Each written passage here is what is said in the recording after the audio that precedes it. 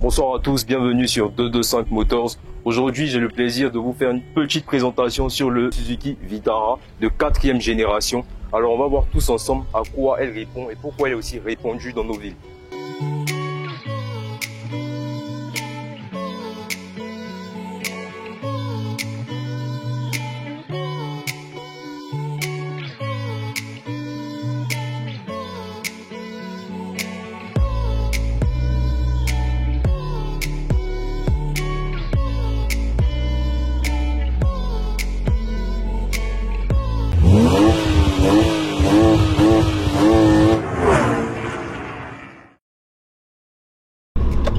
Alors nous sommes à bord du Vitara de 4e génération.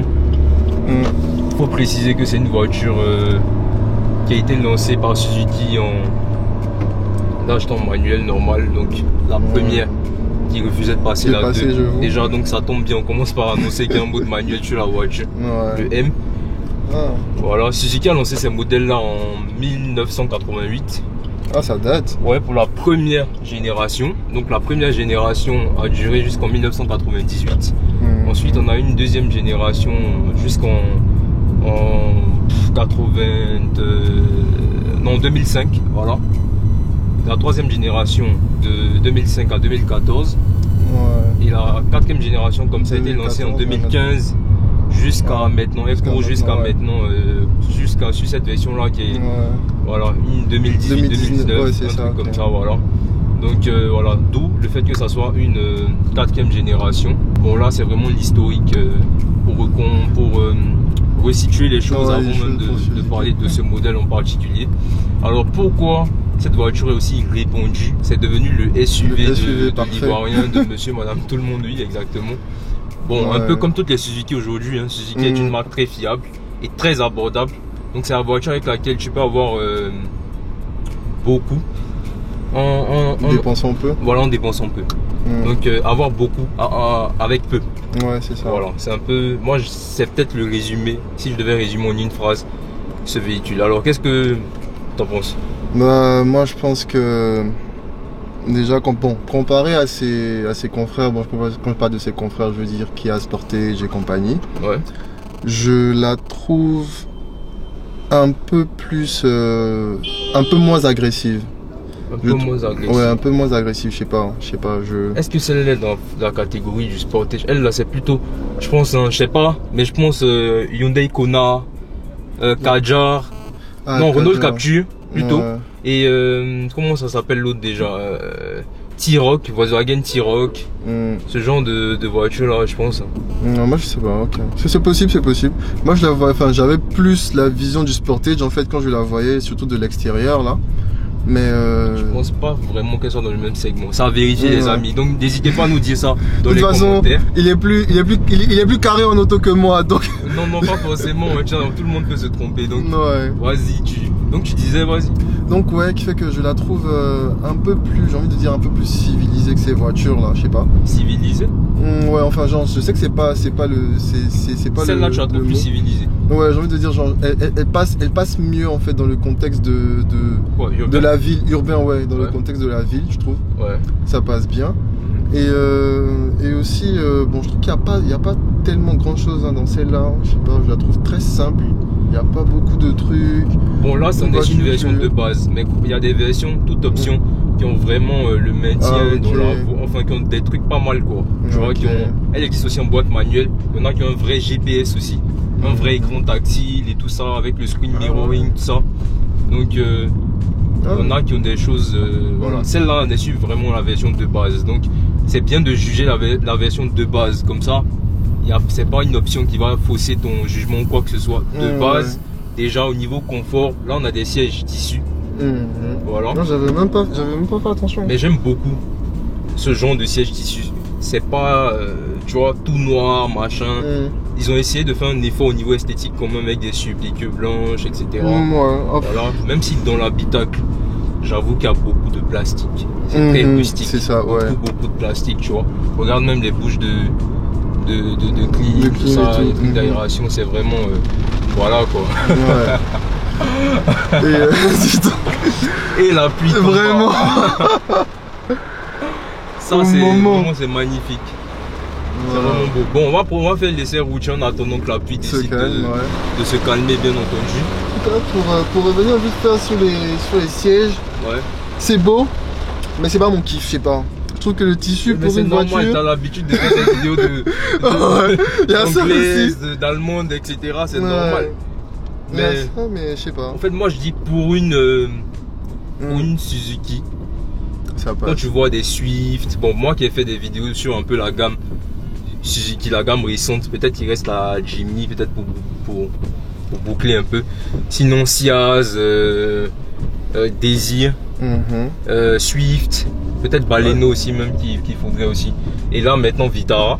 Je pense que c'est des voitures qui se rejoignent assez.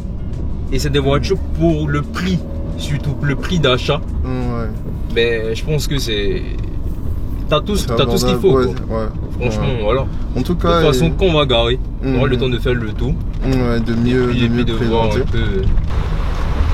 Et un truc aussi que j'aime bien, c'est que, enfin, pour une première phase quand même, j'aime bien les voitures qui ne... J'ai envie de dire qu'ils ne te prennent pas la tête. Genre vraiment la voiture elle est posée. Si tu montes dedans les premières fois, tu vas pas vraiment... Enfin, tu peux prendre le temps de t'accommoder, mais je pense que juste dès les 10 premières secondes en fait, au démarrage, à la route, ça va en fait. Moi, ce que je peux remarquer, c'est que c'est une voiture aujourd'hui pour celui qui veut avoir une voiture neuve, mais pas très coûteuse. Il peut l'acheter celle-là parce qu'il y en a qui sont réticents à acheter des Swift ou des Ciaz à cause de la garde au sol. Ce sont des voitures basses. Donc, t'as cet Ivoirien là qui vit dans un quartier, on connaît nos routes, ou alors qui a des activités un peu plus rudes, mais qui aimerait s'acheter une voiture neuve, mais qui va pas forcément l'acheter un gros pick-up à cause des tarifs. Les tarots commencent à peut-être 25 millions, etc. Sur des choses assez correctes, voilà, dans ces eaux-là. Ou alors des 4x4, on va dire des SUV un peu plus cossus, mais qui coûtent beaucoup plus cher. Là, dans cette catégorie-là, on a la Vitara, la Suzuki Vitara. Bon, on va dire Suzuki propose cette alternative là qui est l'une des moins chères sur le marché. Je pense qu'au niveau économie, consommation, coût de la voiture, coût d'entretien, parce que c'est quand même une japonaise, tout ça, je pense que ça revient moins cher d'avoir un SUV aujourd'hui. Donc je pense que c'est ce compromis là que la marque a réussi à faire. A réussi à faire un SUV accessible à, je dirais pas à tous, parce que quand même c'est une voiture qui est au-delà des 12 millions, je pense.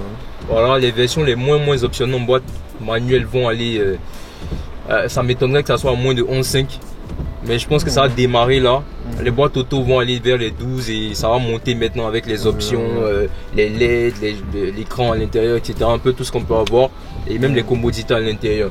Donc aujourd'hui, toi qui veux avoir un bon véhicule, mais un véhicule neuf surtout, mais qui veut pas une voiture basse, ben, Suzuki te donne la possibilité d'avoir un SUV accessible. Voilà, sans forcément avoir toutes les options, du cuir, machin. Mais écoute, ça reste un petit un crossover et puis c'est soft urbain, en plus, voilà. Bon là, la petite pluie s'est un peu calmée. On va essayer quand même de la tester. La tester encore. Voilà, et puis voir ce que ça donne. Bon, j'écrase un peu la pédale. Voilà. Bon, ça reste un moteur Atmo, donc la sonorité n'est pas dégueulasse. Le moteur se fait présent. Bon, elle n'avance pas aussi vite que le son qu'on entend. C'est ça le petit. Si. Mais t'as dit ça. D'habitude, quand on entend le bruit, la voiture elle se lance là, on a fait un petit sur place, mais bon, c'est pas grave. Non, je sens que tu aimes pas la voiture. Aujourd'hui, là, je sens que on va pas s'en plaindre. Honnêtement, hormis le côté sportivité, etc., est-ce qu'un daily, une voiture de tous les jours pour te déplacer, aller un peu en périphérie d'Abidjan, etc. Qu'est-ce que tu pourrais reprocher à cette voiture-là? En vrai, pas grand-chose. Je la conduirais bien pour un daily. C'est ce que même je voulais dire dans ma longue phrase qui n'était pas compréhensible. C'était juste que elle a l'air d'une voiture, même quand tu la conduis pas, qui se conduit facilement. Genre, franchement, je te confirme ça. C'est ça en fait, exactement. Tu vois, du coup, je pense que pour un déplacement quotidien, je pourrais investir dedans, surtout en Côte d'Ivoire, on est d'accord. Les SUV, c'est plus ou moins ce qu'il nous faut. C'est ce qui convient aujourd'hui à nos routes. Mais tu es d'accord avec moi que tous les SUV En tout cas, pas les semblants de SUV, hein, parce que tu as des berlines Bigor qui se font passer pour des SUV. Voilà, alors que là, tu as des crossovers. Là, on est vraiment sur un crossover, on peut dire quand même. Donc, un petit SUV, mais qui démarre vraiment un tarif, tu vois. Voilà, tu en as une autre même devant. Là-bas, ce sont des voitures qui sont très répandues. Pourquoi?